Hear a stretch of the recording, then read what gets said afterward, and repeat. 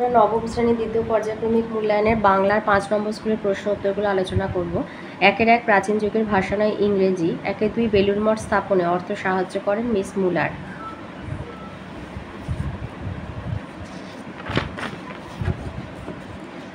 3 আছে আকাশে 7টি তারা যখন ফুটে উঠেছে তখন মেঘের রং ছিল কামরাঙার মতো লাল। 4 আবহমান কবিতায় যা না হারানোর কথা বলা হয়েছে তা হলো কুন্দ ফুলের হাসি। 5 অপরিচিত ব্যক্তিটি রাধারানীর মালার দাম নির্ধারণ করেছিল 4 পয়সা। 6 আলকাতরা আলপিন আনারস আচার কোন ভাষার শব্দ? ফার্সি। 2 দিয়েছে রাধারানীর মায়ের পথ্যের জন্য কি করেছিল? রাধারানী এই যে রথের দিনে তার মা একটু বিশেষ হইল, পথ্যের প্রয়োজন হইল, কিন্তু পথ্য কোথা কি দিবে? রাধারানী কাঁদতে কাঁদতে কতগুলি বনফুল তুলে তার মালা গাঁথল, মনে করলো যে এই মালা রথের হাটে বিক্রি করে 2-1 পয়সা পাবে, তাতেই তার মার পথ্য হবে। তাহলে রাধারানী তার মায়ের পথ্যের জন্য কতগুলো বনফুল তুলে মালা গেঁথে রথের হাটে বিক্রি করে 2-1 পয়সা পাবার উপক্রম করছিল। 2 বলেছে ভগিনী নিবেদিতার প্রকৃত নাম কি? এটা আছে তোমাদের বইয়ের 56 পাতায়।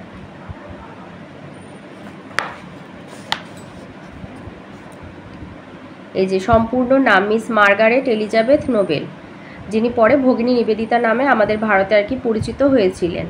এই যে নিবেদিতা বালিকা বিদ্যালয় স্থাপন করেছিলেন, তার পুরো নাম মিস মার্গারেট এলিজাবেথ নোবেল। 2-3 দিয়েছে আবহমান কবিতায় কাকে একগুঁয়ে বলা হয়েছে? এই যে ফুরোয় না সেই একগুঁয়েটা দুরন্ত পিপাসা একগুঁয়েটাকে আলোচ্য কবিতা একগুঁয়েটা বলতে সেই সব প্রবাসীকে বোঝানো হয়েছে যারা প্রকৃতিলগ্ন জন্মভূমির গ্রাম জীবনের অনাবিল সৌন্দর্য উপভোগের নেশায় বারে বারে ফিরে আসে। এই 20 দাগের অ্যান্সারটা।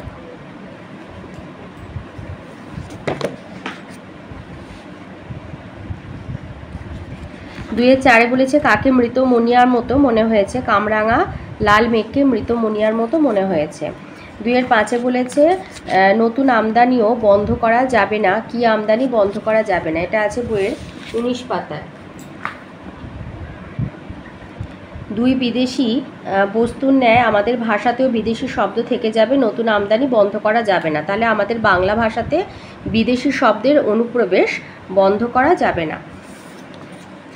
2-6 দিয়েছে বিশেষ্য পদ কয় প্রকার এবং কি কি? বিশেষ্য পদ কাকে বলে? যে পদের দ্বারা কোনো ব্যক্তি, স্থান, প্রাণী, বস্তু, গুণ, ক্রিয়া, দল বা সমষ্টির নাম বোঝায় তাকে বলা হয় বিশেষ্য পদ। যেমন লন্ডন, ঢাকা, মানুষ, পাখি, লোহা, শোক, গমন, সমিতি। বিশেষ্য পদ সাধারণত 5 প্রকারের: সংজ্ঞাবাচক বিশেষ্য, শ্রেণীবাচক বিশেষ্য, ভাববাচক বিশেষ্য, ক্রিয়াবাচক বিশেষ্য আর সমষ্টিবাচক বিশেষ্য। 3-1 বলেছে তা নহিলে আমার মা খেতে পাবে না, তা নি। বক্তার মনের এরূপ দ্বিধার কারণ কি? বঙ্কিমচন্দ্র চট্টোপাধ্যায় রাধারানী পাঠ্যাংশ থেকে নেয়া। প্রশ্নোদ্ধৃত বক্তা হলেন বঙ্কিমচন্দ্র চট্টোপাধ্যায় রচিত রাধারানী উপন্যাসের প্রথম পরিচ্ছেদ অংশের মূল চরিত্র রাধারানী নামের 11 বর্ষীয় এক বালিকা। আর এরকম বলার কারণ হচ্ছে মায়ের অসুস্থতার কারণে পথ্য জোগাড় করার জন্য রাধারানী বনফুলের মালা গেঁথে মাহেশের রথের মেলায় বিক্রি করতে গিয়েছিল, কিন্তু বৃষ্টির কারণে মেলা তেমন জমে না ওঠায় তার বনফুলের মালা বিক্রি হয়নি। বৃষ্টির রাতে অন্ধকারে পথ চিনে বাড়ি ফেরার সময় হঠাৎ এক অপরিচিতের সঙ্গে তার সাক্ষাৎ হয়। সেই ব্যক্তি রাধারানীকে নিরাপদে বাড়িতে ফেরার কাজে সাহায্য করেছিল।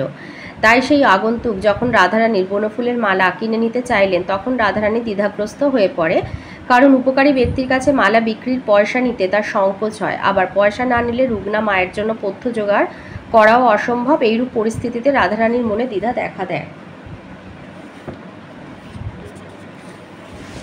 3-2 বলেছে তোমরা চেনো না। বক্তা কাকে চেনার কথা বলেছে? তাকে চেনার প্রয়োজন ছিল কেন?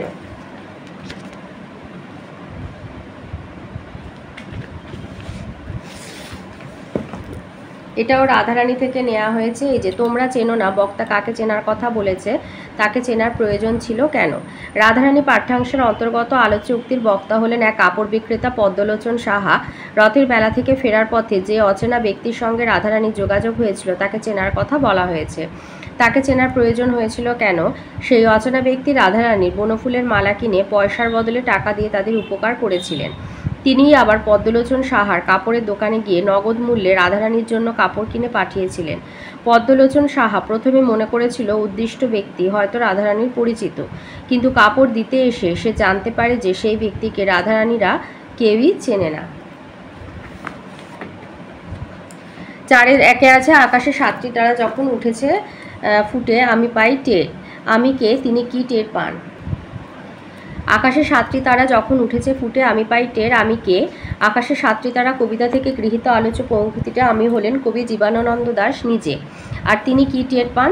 যখন আকাশে 7টি তারা ফুটে ওঠে তখন কবি টের পান যে বাংলার প্রকৃতি এবং সেই প্রকৃতি লালিত জীবনের মধ্যেই রয়েছে বাংলার প্রাণ। নরম ধানের গন্ধ, কলমির গন্ধ, হাঁসের পালক, স্বর, পুকুরের জল, চাঁদা সরপুটিদের মৃদু গন্ধ, এসবে কবি বাংলার প্রাণ খুঁজে পান। আবার কিশোরীর চাল ধোয়া ভিজে হাত কিংবা কিশোরীর পায়ে দলা মুথা ঘাসে এই প্রাণময়তাকে কবি দেখেন।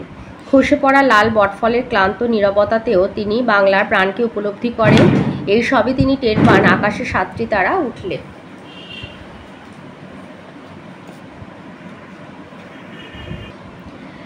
4-এ 2-এ আছে সারাটা দিন আপন মনে ঘাসের গন্ধ মাখে। কে কেন ঘাসের গন্ধ মাখে? সারাটা দিন আপন মনে ঘাসের গন্ধ মাখে, কে কেন ঘাসের গন্ধ মাখে?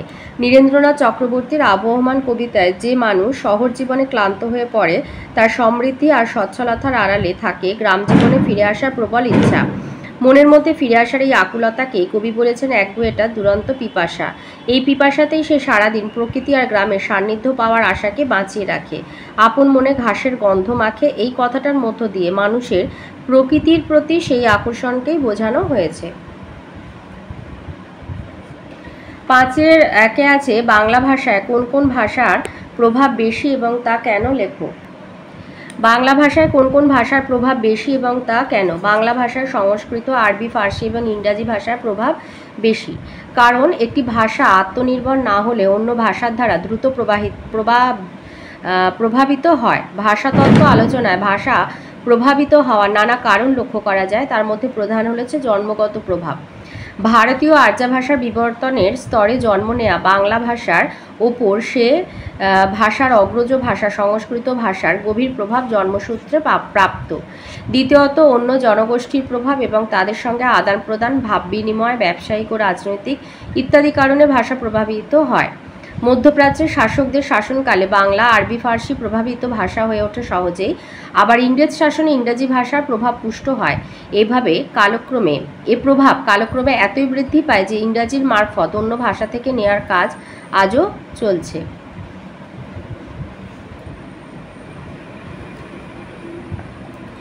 5-এর 2-এর দাগে প্রশ্ন বলেছে যে এদেশে এলে তুমি নিজেকে অর্ধ উলঙ্গ অসংখ্য নরনারীতে পরিবেষ্টিত দেখতে পাবে, তুমি কে? আর বক্তা এমন কথা বলেছেন কেন? এটা দিয়েছে চিঠি গল্পটা থেকে স্বামী বিবেকানন্দের। এদেশে এলে তুমি নিজেকে অর্ধ উলঙ্গ অসংখ্য নরনারীতে পরিবেষ্টিত দেখতে পাবে, উক্তিটি কার? প্রশ্নে প্রদত্ত অংশের বক্তা হলেন পত্র রচনাকার স্বামী বিবেকানন্দ স্বয়ং। আর এরকম করার কারণ হচ্ছে পরাধীন ভারতবর্ষের প্রায় প্রতিটি মানুষই ছিল অজ্ঞ, অশিক্ষিত, কুসংস্কারে পরিপূর্ণ। ইংরেজদের দাসত্ব করলেও তাদের ন্যূনতম লজ্জা বোধটুকু ছিল না। আধুনিকতার ছোঁয়া তাদের মধ্যে একটুকুও ছিল না, বরং ভয় হোক বা ঘৃণায় ইংরেজ জাতি এবং তাদের স্পর্শ সম্পর্কে ছিল বিকট ধারণা। তাই স্বামীজি তাদের মিস নোবেলকে উদ্দেশ্য করে এই উক্তিটি করেছেন। 6-এর দাগে আসি। 6-এর আগে বলেছে অগত্যা রাধারানী কাঁদিতে কাঁদিতে ফিরিল। রাধারানীকে সে কোথা থেকে ফিরল তার কাঁদার কারণ উল্লেখ করো। তাহলে আমাদের প্রথম প্রশ্ন হচ্ছে রাধারানীকে বঙ্কিম চট্টোপাধ্যায় রাধারানীর রচনাংশে রাধারানী হচ্ছে একাদশ বয়সী একজন বালিকা। আর সে কোথা থেকে ফিরল? সে মাহেশের রথের মেলা থেকে ফিরছিল। আর তার সাথে দিয়েছে তার কাঁদার কারণ উল্লেখ করো। রাধারানী তার অসুস্থ মার জন্য পথ্য সংগ্রহের উদ্দেশ্যে বনফুলের একটি মালা গেঁথে সেটি বিক্রি করার জন্য রথের মেলায় গিয়েছিল, কিন্তু রথের দড়ি অর্ধেক টানার পরেই বৃষ্টি আরম্ভ হয়। বৃষ্টিতে মেলা ভেঙে যাওয়ার ফলে তার মালা কেউ কেনে না। রাধারানী মনে মনে ভেবেছিল যে বৃষ্টি কিছুটা থামলে হয়তো আবার মেলা জমবে, তাই সে বৃষ্টিতে ভিজেই অপেক্ষা করতে থাকে, কিন্তু বৃষ্টি থামে না। ফলে মেলায় লোকের ভিড়ও হয় না। সন্ধ্যা পার হয়ে রাত হয়, চারপাশে অন্ধকার নেমে আসে, কাদাময় পিছল পথে কোনো কিছুই দেখা যায় না। মায়ের অসুস্থতা, খাদ্যের অভাব ইত্যাদির কথা ভেবে রাধারানী দুশ্চিন্তা এবং হতাশায় কাতর হয়ে পড়ে। প্রবল অসহায়তা তা থেকে সে কাঁদতে কাঁদতে বাড়ির পথে ফিরতে থাকে। 6-2 দিয়েছে পত্র সাহিত্য বলতে কি বোঝো? পাঠ্য চিঠিকে কি পত্র সাহিত্যের দৃষ্টান্ত হিসাবে গ্রহণ করা যায়? যুক্তিসহ লেখো। তাহলে পত্র সাহিত্য বলতে কি বোঝো? ব্যক্তিগত বা সাধারণ খবরাখবর, তথ্য ইত্যাদির গণ্ডি পেরিয়ে চিঠিতে যখন সমাজ, প্রকৃতি, কল্পনা ইত্যাদি প্রাধান্য পায় এবং তা সার্বজনীন হয়ে ওঠে, তখন তা পত্র সাহিত্য হিসাবে বিবেচিত হয়। চিঠির বিষয়ে যখন ব্যক্তিগত ভাবনা প্রকাশের সঙ্গে সঙ্গে চিরন্তন সত্যকেও প্রকাশ করে, তখন তা সাহিত্য হয়ে ওঠে। এবার পরের যে অংশটা, যে পাঠ্য চিঠিকে কি পত্র সাহিত্যের দৃষ্টান্ত হিসাবে গ্রহণ করা যায় কিনা যুক্তিসহ লেখো। স্বামী বিবেকানন্দের বেশ কিছু চিঠি সৃজনশীলতার গুণে সাহিত্য হয়ে উঠেছে। আলোচ্য চিঠিটি এমনই একটি দৃষ্টান্ত। এখানে ব্যক্তিগত তথ্যের চেয়ে বড় হয়ে উঠেছে লেখকের সমাজ ভাবনা ও স্বদেশপ্রীতি। সাহিত্য সমাজের এবং মানুষের কথা বলে। সাহিত্য সমাজের এবং মানুষের কথা বলে আর কি। সাহিত্যের মধ্যে দিয়ে সমাজ আর মানুষের কথা জানা যায়। স্বামীজি তৎকালীন ভারতের মানুষের দুর্দশায় ও নারী সমাজের লাঞ্ছনায় পীড়িত ছিলেন। তাই তিনি মিস নোবেলকে লেখেন, এদেশের দুঃখ, কুসংস্কার, দাসত্ব প্রভৃতি কী ধরনের তা তুমি ধারণা করতে পারো না। দারিদ্র্য, অস্পৃশ্যতা, জাতিবর্ণের বৈষম্য, শ্বেতাঙ্গ ইংরেজ শাসকদের অত্যাচার ইত্যাদি থেকে ভারতবাসীর মুক্তির পথ খুঁজেছেন স্বামীজি। বিশেষত ভারতের নারী সমাজের উন্নতির জন্য মিস নোবেলের মতো দৃঢ়চেতা পবিত্র নারীর প্রয়োজনীয়তা অনুভব করেছেন তিনি। সাধারণ মানুষের মঙ্গল তথা মানবতার মুক্তি যে তার কাম্য, তা ফুটে উঠেছে পাঠ্য চিঠিতে। তাই এ চিঠির বিষয়বস্তু সর্বজনীনতা এবং সমাজ ভাবনার কারণে সাহিত্যের মর্যাদায় উত্তীর্ণ হয়েছে। 7-1 বলেছে, নেভে না তার যন্ত্রণা যে, দুঃখ হয় না বাসি, হারায় না তার বাগান থেকে কুন্দ ফুলের হাসি। তাৎপর্য ব্যাখ্যা করো। নীরেন্দ্রনাথ চক্রবর্তীর আবহমান কবিতায় গ্রাম বাংলার দরিদ্র মানুষের যন্ত্রণার কথা বলা হয়েছে। দরিদ্র মানুষ প্রজন্মের পর প্রজন্ম ধরে তার দারিদ্র্যের যন্ত্রণা, দুঃখ বয়ে চলে, তাই তা কখনোই নেভে না বা শেষ হয় না। গ্রামের হতদরিদ্র মানুষদের জীবন সংগ্রাম অত্যন্ত কঠোর। অভাব অনটন তাদের জীবনের নিত্য সঙ্গী। মোটা ভাত কাপড়টুকু সংস্থান করতেও তাদের উদয়াস্ত পরিশ্রম করতে হয়। যুগ যুগ ধরে গ্রাম বাংলার মানুষের এই জীবন ছবির কোনো পরিবর্তন হয় না। দরিদ্র মানুষকে যে শুধু দারিদ্র্যের সঙ্গে লড়াই করতে হয় তা নয়, তাদের ওপর সামাজিক শোষণ আর অত্যাচারও চলে সীমাহীনভাবে। তাই তাদের জীবনে দুঃখ দুর্দশা কখনো পুরনো অর্থাৎ বাসি হয় না। তাদের বাগানের কুন্দ ফুলের হাসি যেমন সত্য, তেমন সত্যই যন্ত্রণা আর রোজকার দুঃখের জীবন। প্রতিদিন তাদের জীবনে নিত্য নতুন বা টাটকা দুঃখের অফুরন্ত যোগান থাকে। এক দুঃখে রাতভোর হলে তারা আর একটা দুঃখের দিনকে প্রত্যক্ষ করে। এই দুঃখময় জীবনের পথ চলা তাই তাদের কখনোই শেষ হয় না।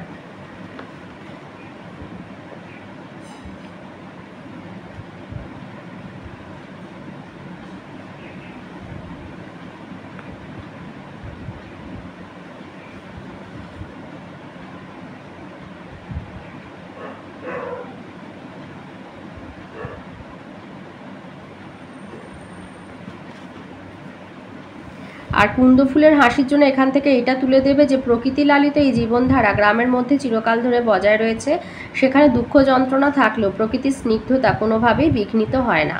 জীবনের সহজ প্রবাহ এবং প্রকৃতির সৌন্দর্যের এই অবিনশ্বরতাকে বোঝাতে হারায় না তার বাগান থেকে কুন্দ ফুলের হাসি কথাটি ব্যবহার করা হয়েছে। এইটা পুরোটা লিখবে আর এখান থেকে একটুখানি দিয়ে দেবে। 7-2 বলেছে, পৃথিবী কোনো পথ এ কন্যারে দেখেনি কো। এখানে কোন কন্যার কথা বলা হয়েছে আর পৃথিবীর কোনো পথ তাকে দেখেনি কেন? জীবনানন্দ দাশের আকাশে 7টি তারা কবিতার উদ্ধৃত অংশে কবির কল্পনায় বাংলার সন্ধ্যার আকাশে যে এলোকেশী মেয়ে দেখা দেয় তার কথা এখানে বলা হয়েছে।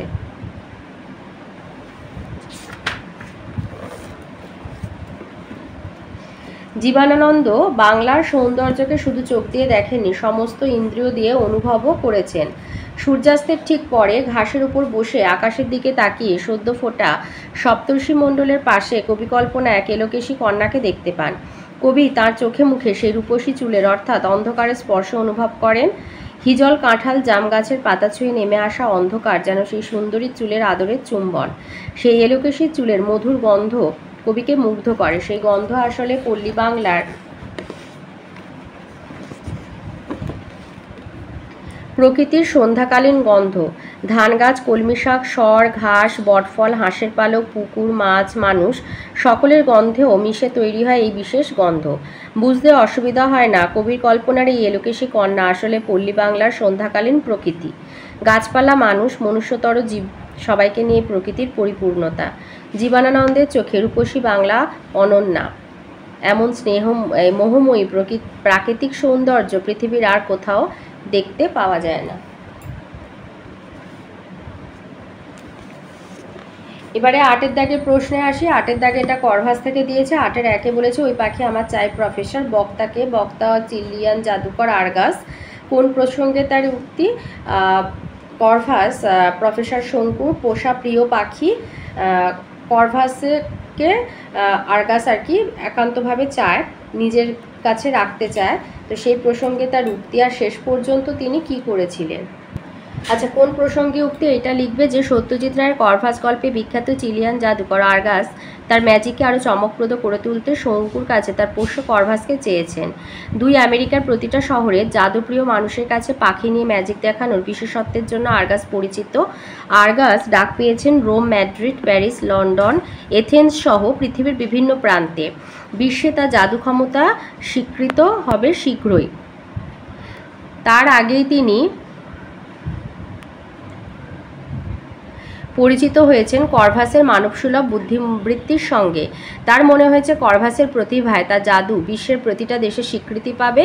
এই কারণেই আর্গাস যেমনভাবেই হোক করভাসকে পেতে চেয়েছেন। আর তার শেষ চেষ্টা কী ছিল? সত্যজিৎ রায়ের করভাস গল্পে তো লিখবে যে জাদুকর আর্গাস প্রফেসর শঙ্কুকে প্রথমে হিপনোটাইজ করার চেষ্টা করেন, পরে শঙ্কুকে বুঝিয়ে টাকার লোভ দেখিয়ে কাকটিকে নেওয়ার চেষ্টাও করেন। কিন্তু শঙ্কু তার সন্তান তুল্য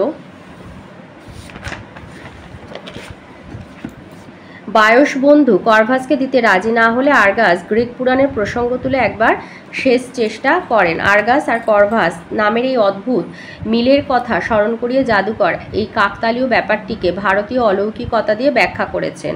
যে কোনো মূল্যে তিনি যে করভাসকে পেতে চান তার এই আচরণে বোঝা যায়। 8-এর 2-এ বলেছে তুমি কি অলৌকিক যোগাযোগে বিশ্বাস করো না? উক্তিটি কোন প্রসঙ্গে কার? তার এই মন্তব্যের কারণ ব্যাখ্যা করো। উক্তিটি চিলিয়ান জাদুকর আর্গাসের। আর কোন প্রসঙ্গে? এটার জন্য রয়েছে 2 নাম্বার। সান্তিয়াগোর বিশ্ব পক্ষী বিজ্ঞানী সম্মেলনে তাক লাগানো ডেমনস্ট্রেশনের পর সেখানকার স্থানীয় দৈনিক কুরিয়েরে দেল সান্তিয়াগোর সান্ধ্য সংস্করণে করভাসের খবর ছবিসহ ছাপা হয়। সেই খবরে বিখ্যাত চিলিয়ান জাদুকর আর্গাস করভাস সম্পর্কে আগ্রহী হয়ে শঙ্কুর হোটেলের 71 নম্বর ঘরে এসে হাজির হয়। করভাসের প্রতিভার পরিচয় পেয়ে আর্গাস তাকে কিনতে চেয়ে শঙ্কুর কাছে অনেক প্রলোভন দেখায়, কিন্তু শঙ্কু তাতে রাজি না হওয়ায় আর্গাস অলৌকিক যোগাযোগের প্রসঙ্গ উপস্থাপন করে। আর ওর সাথে আছে তার এই মন্তব্যের কারণ ব্যাখ্যা করো। করভাসের বিষয়ে সংবাদ পাঠ করে জাদুকর আর্গাস তার কার্যকলাপ সচক্ষে দেখার ইচ্ছা নিয়ে শঙ্কুর হোটেলে আসে, কিন্তু আর্গাস পাখিটিকে অসময়ে বিরক্ত করায় পাখিটি আর্গাসের সামনের ল্যাম্পটি ঠোঁটে করে ঠোক্কর দিয়ে নিভিয়ে দেয়। এতে আর্গাসের কৌতূহল আরও বেড়ে যায়। করভাসকে হস্তগত করবার জন্য জাদুকর আর্গাস শঙ্কুকে হিপনোটাইজ করতে চায়, কিন্তু তার উদ্দেশ্য সিদ্ধি না হওয়ায় সে ক্রমশ শঙ্কুকে নানা লোভ দেখাতে থাকে। শঙ্কু স্পষ্টতই আর্গাসকে বলেন যে তিনি কোনোভাবেই করভাসকে আর্গাসের কাছে দিতে পারবেন না। এরপর আর্গাস পাখিটির জন্য তাকে 10,000 এস্কুডো অর্থাৎ প্রায় 15,000 টাকা দেবার লোভ দেখায়। প্রফেসর শঙ্কু এতেও রাজি না হলে আর্গাস তার শেষ অস্ত্র হিসাবে অলৌকিক যোগাযোগের প্রসঙ্গটি আনে।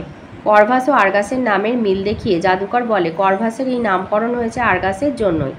শঙ্কু ভারতীয় বিজ্ঞানী, তাই অলৌকিক যোগাযোগের প্রতি তার আস্থা থাকাটাই স্বাভাবিক। এই কারণেই আর্গাস এই মন্তব্যটি করেছিল।